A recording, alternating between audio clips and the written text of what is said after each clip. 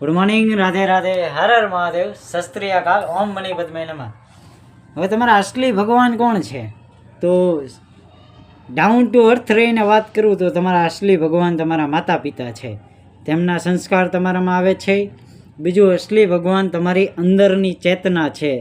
અંદરની ચેતનાનું highest level એ તમારા અસલી ભગવાન છે. હરેક વ્યક્તિની અંદર રામ પણ વસે છે, રાવણ પણ વસે છે, ડાર્ક સાઈડ પણ હોય છે, લાઇટ સાઈડ પણ હોય છે. એટલા માટે એ બંને સાઈડને બેલેન્સમાં રાખવી જરૂરી છે. અમુક વ્યક્તિઓને ક્રોધ વધારે આવે છે, અમુક વ્યક્તિ ઓછું બોલે છે, અમુક વ્યક્તિ શાંતિપ્રિય હોય છે, અમુક વ્યક્તિ ક્રોધના આવેગમાં આવીને ન લેવાના ડિસિઝન લઈ લે છે.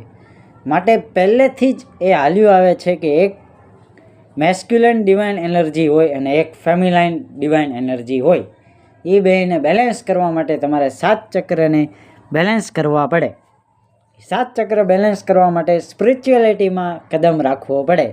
સ્પિરિચ્યુઆલિટીમાં કદમ રાખવા માટે સાંસારિક જીવન અને આધ્યાત્મિક જીવન વચ્ચે સંતુલન જાળવવું પડે. જે લોકો નાસ્તિક હોય એ લોકોને આ બધી વાત ખોટી જ લાગવાની. માટે એ આખી અલગ લેવલની વસ્તુ છે. અલગ લેવલ ઉપર પહોંચવું પડે ત્યારે આ તમને બધી વસ્તુ ખબર પડે. આવી નવી અવનવી જાણકારી માટે ફોલો કરો ઓથેન્ટિક લલિત પડાયા 777. રાધે રાધે.